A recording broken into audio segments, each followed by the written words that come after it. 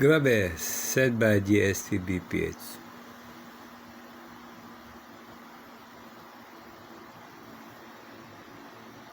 Grabe again. Ang mga paningit at palusot na pondo na paggugutan ng rehimen Marcos sa pangasiwa ng Los Lisa Committed Limited, Pulawan. Letter A, 12 billion ikinabit sa gastusin ng Commission on Election para sa nabunyag na Politician Initiative o PI, pondong hindi hinihingi o alam ng COMELEC na may nilaan pala. 12 billion, grabe.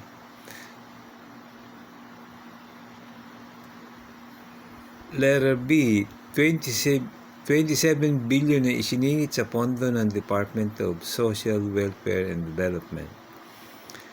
Ngunit ang mga ngasiwa sa pera ay ang responsibilidad ni Speaker Ferdinand Martin Romualdez. Ang programang AKAP na mismong DSWD ay hindi alam na mayroong ganoon. Letter C o 3, 168 billion na isinampay sa gastusin ng Department of Public Works and Highway.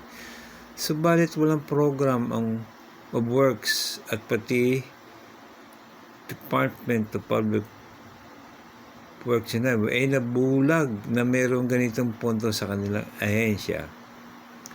Number 4, abangan ang iba pang nahulukoy na milagro bilyones na hawak ng Marcos Pulawan regime to be dispersed by way of the Los Lisa and Company Liberal Limited.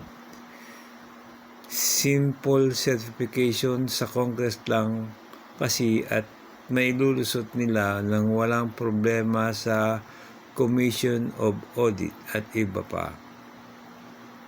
Number 5, hindi pa natin pinag-uusapan dito yung milyones na lingguhang kinukubra sa Oplan Milyonaryo.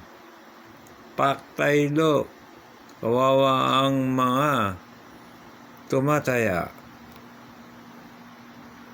Nabudol ng mga budol Pulawan. Ganito ang bagong Pilipinas.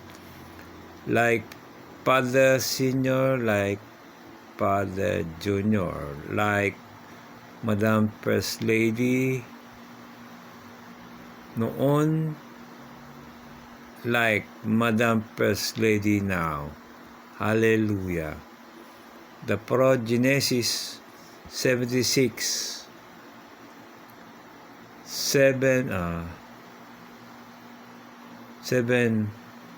chapter 7 verse 8, clean and unclean beasts of Pilipinas. Hallelujah.